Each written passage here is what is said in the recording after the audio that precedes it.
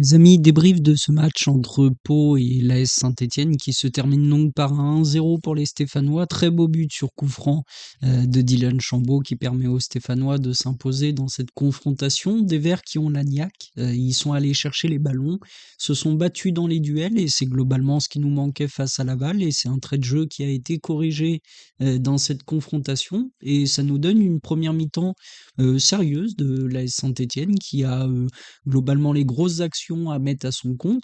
La deuxième mi-temps a été plus compliquée, les Palois n'ont pas été plus dangereux qu'en première période, mais ils étaient plus dans les duels que dans la première mi-temps, ce qui fait qu'on a été un petit peu plus dérangé dans la tenue du ballon globalement, mais sinon bon, l'Arseneur a pas été inquiété une fois dans ce match, j'ai pas souvenir d'une action des Paloises qui nous ait mis en difficulté.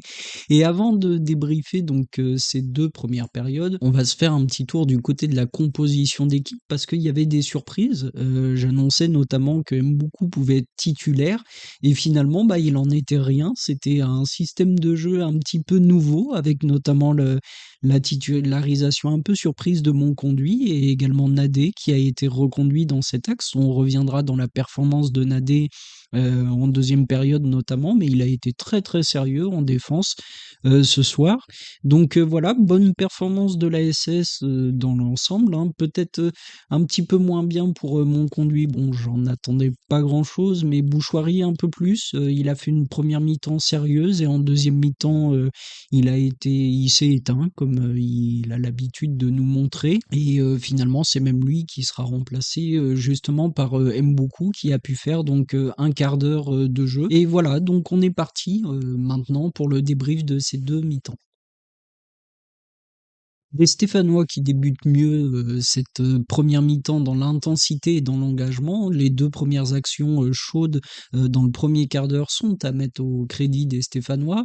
Et ça s'est passé aussi par le retour d'un très bon milieu de terrain. Et c'est ce que je disais, pour que Saint-Étienne joue bien, il faut un milieu sérieux. Et ce soir, ben, Bouchoirie, en première mi-temps, a été sérieux. Il a manqué de précision dans les 30 derniers mètres. Comme souvent, il aurait pu notamment transmettre de bons ballons à Cardona qui a continué à faire les appels. C'est un bon match de Cardona, on reviendra après sur sa prestation. Mais voilà, le jeune Marocain qui jouait aussi beaucoup sur la gauche, puisqu'on l'a vu dans la composition juste en introduction, il était placé un petit peu plus comme milieu gauche, et ce qui fait que par moment il revenait dans l'axe, puis par le moment aussi il se rendait disponible sur ce côté gauche, et je l'ai trouvé plutôt intéressant dans ce rôle-là en première mi-temps. Et c'était aussi une très bonne mi-temps de Mouefek, qui a été plus disponible que face à Laval, et il a porté le ballon dans ce rôle où il est très bon en tant que box-to-box, où il va gratter les ballons défensivement. Et il a réussi à récupérer quelques très bons ballons encore ce soir, et voilà, porter le ballon pour après trouver des solutions devant, et ça, il l'a très bien fait dans la première mi-temps, et on reviendra aussi dans sa performance en seconde période, mais il a réussi également à le faire. Et les Stéphanois ont été très sérieux défensivement, ce qui fait qu'en fait, les quelques actions offensives que Pau pouvait se créer étaient très vite maîtrisées, notamment par une très bonne charnière centrale et nos deux latéraux aussi qui ont fait le boulot. Et voilà, les Stéphanois, comme je l'ai dit, n'ont pas été mis vraiment en danger dans cette première mi-temps. Les Palois trouvaient pas de solution, et ça se reflète aussi dans les statistiques de la première mi-temps, hein. Finalement, c'est que 2 tirs pour les Palois contre 11 tirs pour les Stéphanois et 5 cadrés. Pau n'a pas cadré un seul tir en première mi-temps, et ils ont même sur les 2 tirs qu'ils ont eus, ils en n'ont pas cadré un. Et le deuxième avait été bloqué, c'était sur une action défensive. Voilà, il n'y avait pas de grand danger, en tout cas mis par les Palois dans cette première mi-temps, et Saint-Étienne a tenté.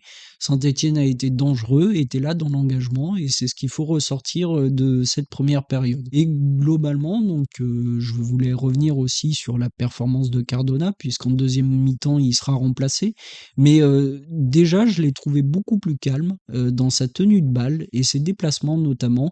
Je l'ai senti plus serein, et c'est ce que j'avais dit dans l'avant-match. J'attendais pas de lui une performance, extraordinaire, mais déjà voilà, c'est ce que j'avais demandé et il l'a très bien fait, c'est-à-dire être plus serein, plus disponible, prendre son temps et ça, il l'a très bien fait et il a été aussi, dangereux dans les appels qu'il a pu faire en profondeur.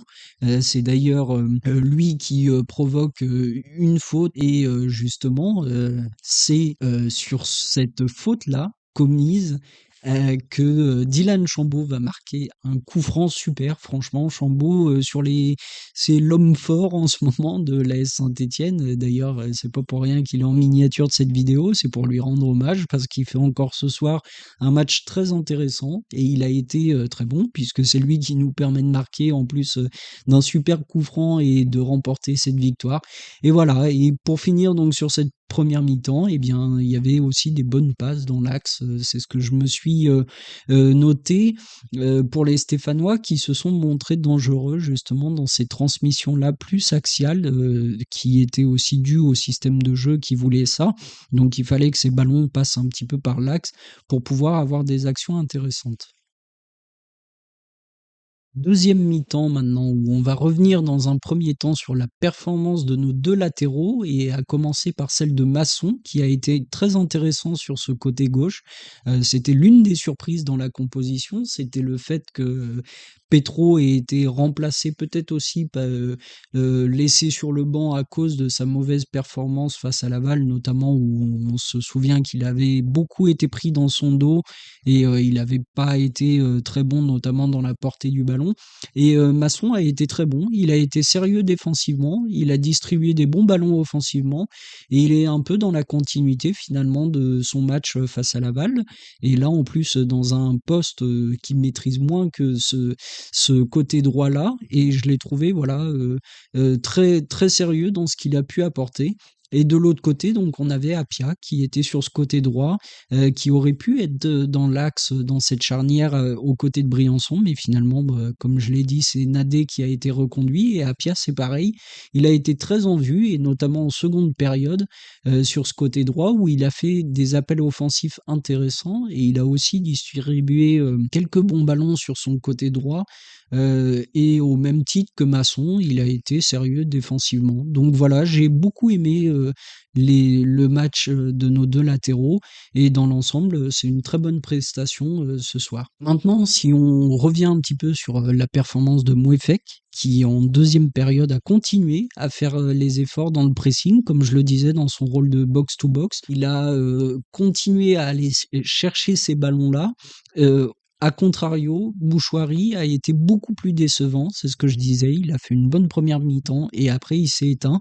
Donc, il n'a pas été au même diapason que Mouefek, en tout cas dans ce match. Et c'est trop souvent que Bouchoirie nous habitue à ça, à faire une bonne première mi-temps et après, voilà, on sent que c'est un peu plus compliqué. Il s'éteint. Et là, encore une fois, bah, ça s'est montré dans cette rencontre-là. Il est d'ailleurs remplacé à la 75e minute de jeu par Mboukou, qui va pouvoir avoir son premier quart d'heure de jeu, qui est rentré et qui avait l'envie de bien faire. Il a montré voilà sa qualité technique, même s'il a perdu un ballon. Je pense qu'il avait besoin de se mettre un petit peu en jambes et c'est très bien pour la tête notamment et la confiance. Et bon, c'est un peu tôt pour juger ses premières minutes, mais il a eu quelques centres intéressants qui malheureusement n'ont rien donné. Mais voilà, il a montré qu'il avait envie en tout cas de bien faire et c'est plutôt une bonne chose. Et donc comme je le disais aussi, il faut noter la très bonne performance de Nadé. J'ai eu tendance à beaucoup le critiquer ces derniers temps et ce soir il a été solide, en se laissant très peu, avoir, par, les appels, notamment dans la profondeur des Palois qui en ont fait quelques-uns et il a laissé très peu d'espace aux attaquants, ce qui fait que les appels étaient vite, bloqués et dans l'ensemble, ouais, c'est une très, très bonne, rencontre de Nadé. J'ai été impressionné par son sérieux et aux côtés de Briançon, ça a très bien fonctionné, cette charnière centrale-là. Conclusion de ce match donc, avant de voir le classement, si l'on peut faire quand même une critique avant de voir les résultats sur les autres pelouses, c'est que globalement, je pense que les Verts auraient dû essayer de se mettre à l'abri quand même, en doublant la mise parce qu'on n'est jamais à l'abri d'un corner, un penalty ou un contre, qui te met dans l'embarras et qui permet aux adversaires de revenir au score. Et même si ce soir on n'a pas été inquiété globalement sur l'ensemble du match par les Palois, peut-être que face à une équipe, voilà, il aurait fallu doubler la mise. Maintenant, on peut se rassurer dans le sens aussi où Saint-Étienne a marqué en première mi-temps et a été capable de tenir le score. On sait notamment que face à Bastia, malgré le fait qu'on menait assez largement au score, on s'est fait peur. Et là, pour le coup, dans ce match, ça a été très sérieux et on a été capable de tenir un résultat. Et ça, pour le coup, c'est le gros point positif qui vient un petit peu contrebalancer avec la négativité, c'est qu'on a été capable de tenir ce résultat. Et aussi de mettre un petit peu de distance, très légère distance quand même avec nos concurrents, puisque j'ai encadré les matchs de Caen, notamment Guingamp et puis Laval, voilà, qui étaient nos concurrents en tout cas à suivre ce soir. Et bon, Caen nous passe devant et récupère la place de premier barragiste. Mais bon, Guingamp a fait match nul 3-3 face à Rodez, gros résultat. Et du coup, ça fait que bah, Saint-Étienne, on le verra juste après, mais se retrouve à une très bonne place. Et Laval également, qui était bien classé, fait match nul. Donc ça nous permet un petit peu de recoller. Et c'est ce qu'on va voir tout de suite avec le classement. Donc voilà, comme je le disais, petit tour du côté du classement, hein, je l'ai pris juste au moment, les rencontres venaient de se terminer et puis il restait encore Bordeaux-Valenciennes, mais ça s'est fini, très bonne victoire des Bordelais d'ailleurs, qui commencent à s'écarter un petit peu de la zone rouge, même si tout n'est pas fait encore, loin de là. Mais voilà, ça leur permet de prendre un petit peu d'air et c'est toujours bien pour nos amis bordelais. Mais voilà, du coup, au niveau du classement, bah, pour les Stéphanois, on se rapproche quand même et c'est un bon résultat ce soir. Ça nous permet de recoller avec ces places-là. Caen est devant nous en fait à la différence de but, mais on est à égalité de points. Attention quand même derrière, hein, parce qu'on voit que finalement, jusqu'à la 12e place occupée par Ajaccio, eh bien, il n'y a que 2 points d'écart, donc on peut très vite redescendre à la 12e place également. Mais voilà, on commence en tout cas à resserrer un petit peu le retard avec les places de devant, en sachant qu'en plus, comme je le disais, Laval a fait match nul. Donc ils sont à 36 points et Grenoble également a fait match nul, donc ils sont également à 36 points. Donc voilà, l'étau commence à se resserrer avec les places de devant et finalement cette rencontre-là aura été très bonne dans l'objectif de points à prendre sur cette soirée-là. Voilà les amis pour cette vidéo, donc maintenant il faudra suivre avec intérêt la rencontre de samedi 15 h face à Amiens, qui est l'un de nos concurrents directs, si on regarde au nombre de points. Donc il faudra être sérieux dans cette rencontre, mettre les mêmes ingrédients que ceux qu'on a mis ce soir face à Pau, et voilà, pouvoir repartir également à Geoffroy Guichard avec les 3 points et consolider encore plus le bon état de forme. Si l'on regarde, mine de rien, maintenant sur les 5 derniers matchs, bah, il y a ces 2 matchs nuls, mais finalement, bah, on sort avec 2 victoires et là, pour le coup, on peut se satisfaire un petit peu de l'arrivée d'Olivier Dalloglio sur le banc. D'un point de vue comptable, c'est plutôt une très bonne chose pour le moment. Les amis, sur ce, je vous souhaite une très bonne fin de soirée et comme d'habitude, on se dit à la prochaine pour la suite de nos aventures. À bientôt.